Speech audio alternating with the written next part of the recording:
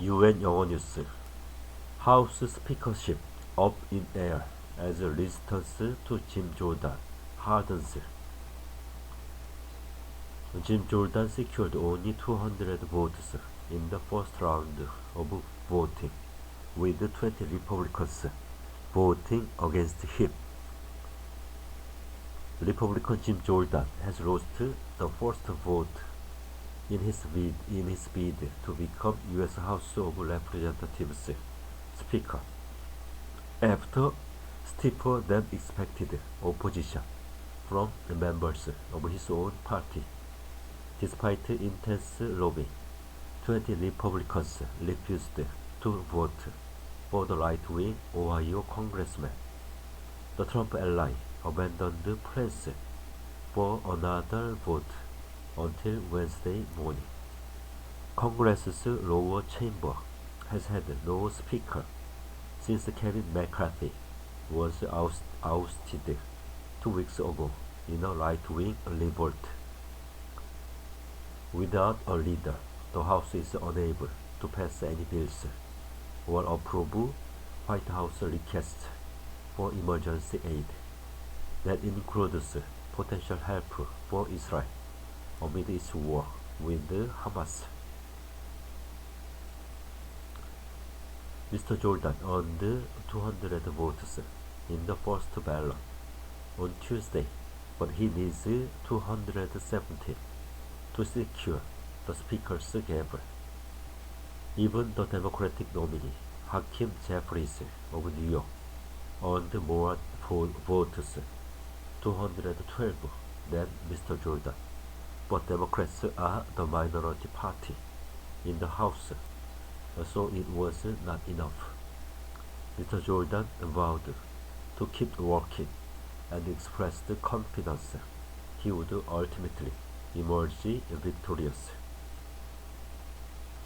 "We are making progress. I feel good about it," he told reporters. "We are gonna keep going."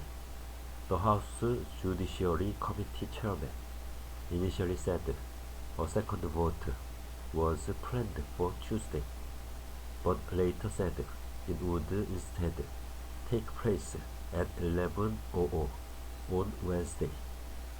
Republicans who refused to pick Mr. Jordan voted against instead for Kevin McCarthy, the former speaker, who was ousted on 3 October, or picked other candidates. 3 even voted for Lee Zeldin, a New York congressman who retired from the House in January this year. A block of New York Republicans who voted against Mr. Jordan cited his opposition to benefits for survivors of the 9/11 attacks, among other political issues. But another New York Republican, Alice Stephanie, called Mr. Jordan a patriot, an America First warrior who wins the toughest of fights. Mr. Jordan has a record of feuding with members of his own party. He is a founding member of the ultra-conservative House Freedom Caucus. A group was labeled legislative terrorist by former Republican Speaker John Boehner. Jim Jordan, 3 things to know about the conservative firebrand. Mr. Jordan held meetings after Tuesday's vote with some of the Republicans who voted against him. Several, however, suggested they would not budge, and some indicated the number of votes against Mr. Jordan might actually grow. Colorado Republican Ken Buck said the Ohio congressman had still not acknowledged former President Donald Trump's 2020 election loss to Joe Biden. Another Republican who voted against Mr. Jordan Mario Diaz-Balart of Florida said he did not feel pressure at all to change his vote. He added that any effort to intimidate him would end any negotiations. If that's the case, that's where you lose me, he said. Oregon's Rory Chavez de Lima, another of the anti-Jordan holdouts, suggested granting interim Speaker Patrick McHenry, a North Carolina Republican, additional powers to allow the House to function during the impasse.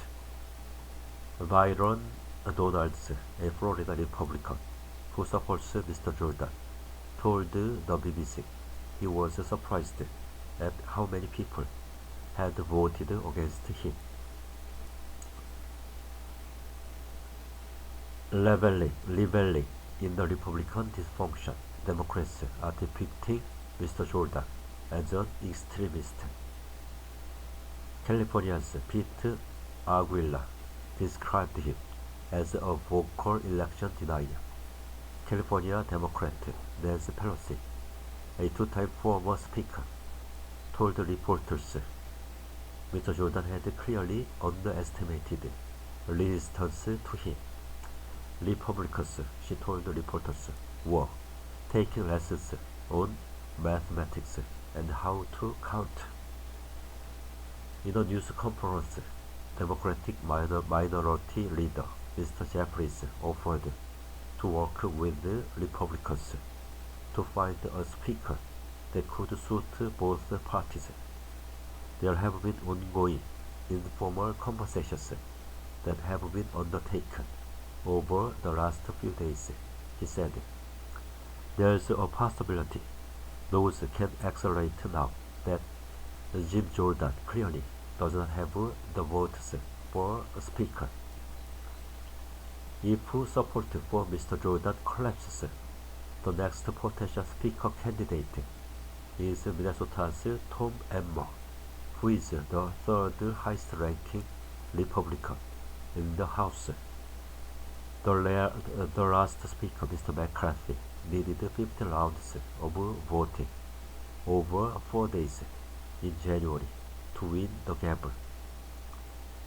A fierce resistance to Ukraine war funding among Republican hardliners, including Mr. Jordan himself, contributed to the unprecedented vote that led to Mr. McCarthy's ouster this month. The speakership is second in line to the presidency after the vice president.